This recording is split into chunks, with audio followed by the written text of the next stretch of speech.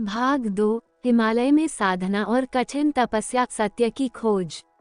नमस्ते दोस्तों, the biography class के इस दूसरे एपिसोड में आपका स्वागत है। पिछली बार हमने जाना था कि कैसे अनिरुद्ध जी ने कम उम्र में ही मोह के बंधनों को तोड़कर उस राह पर कदम बढ़ाया था जहां से वापसी का मार्ग नहीं होता। आज हम बात करेंगे उस कठिन दौर की जिसने उन्हें एक साधारण साधक से परम पूज्य प्रेमानंद महाराज के रूप में गढ़ने की तैयारी की।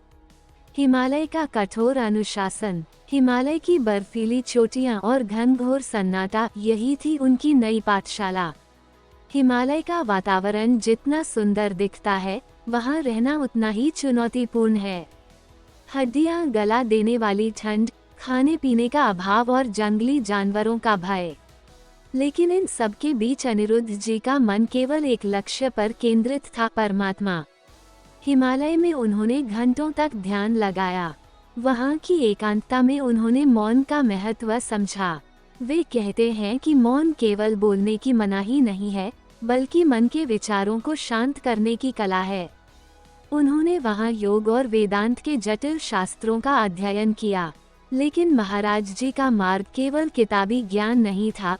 उन्होंने अनुभव किया कि शास्त्र तो केवल दिशा दिखाते हैं, चलना तो स्वयं साधक को पड़ता है।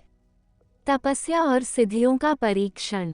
अक्सर लोग पूछते हैं कि क्या उन्होंने हिमालय में सिद्धियां प्राप्त की। सच तो यह है कि उस उच्च कोटि के साधक के लिए सिद्धियां कोई मायने नहीं रखती थीं। उनके लिए सिद्धि का अर्थ था ईश्वर के प्रति अटूट प्रेम। वे दिन रात राधा नाम की माला जपते रहते थे। इस साधना काल में कई बार ऐसी परिस्थितियां आईं जहां उनके धैर्य की परीक्षा ली गई। कभी कड़ाके की भूख, तो कभी शरीर का साथ न देना। लेकिन उन्होंने इन शारीरिक कष्टों को अपनी चेतना से अलग कर दिया।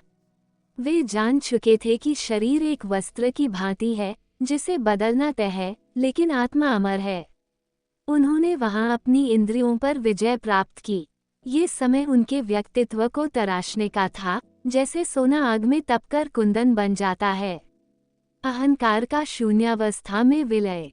हिमालय की साधना में उन्होंने जो सबसे बड़ी उपलब्धि हासिल की, वह थी मैं का पूर्ण विलय। जब तक साधक के भीतर अहंकार का लेश मात्र भी शेष रहता है, तब तक उसे ईश्वर का अनुभव नहीं हो सकता। महाराज जी ने अपनी प्रार्थनाओं में मैं को पूरी तरह मिटा दिया। वे स्वयं को ईश्वर का एक तुच्छ दास मानने लगे। इसी भावना ने उन्हें वो विनम्रता प्रदान की जो आज लाखों भक्तों को उनके पास खींच लाती है। वृंदावन की ओर बुलावा। हिमालय में वर्षों की तपस्या के बाद एक समय ऐसा आया जब उन्हें अनुभव हुआ कि अब समय आ गया है भक्ति के केंद्र यानी वृंदावन जाने का।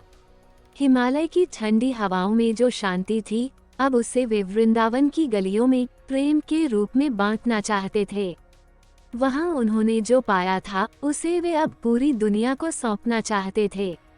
वे निकले, लेकिन अब वे अनिरुद्ध नहीं थे। वे प्रेम और करुणा का एक ऐसा स्वरूप बन चुके थे जो आगे चलकर वृंदावन के कण कण को अपना बना लेने वाला था। हिमालय की उस साधना ने उन्हें वह गहराई दी जिसने आने वाले समय में उनके जीवन की सबसे बड़ी चुनौतियों को भी एक वरदान की तरह स्वीकार करना सिखाया। अगले एपिसोड में हम जानेंगे उस दौर के बारे में जिसने महाराज जी की सहनशीलता और ईश्वर पर विश्वास की परीक्षा ली, उनके जीवन की सबसे कठिन शारीरिक चुनौतियां और वृंदावन का वह पावन अनुभव। अगर आप इस यात्रा को महसूस कर रहे हैं तो कमेंट में जय श्री राधे जरूर लिखें। द बायोग्राफी क्लास को सब्सक्राइब करना न भूलें ताकि आप अगला भाग मिस न करें। राधे राधे।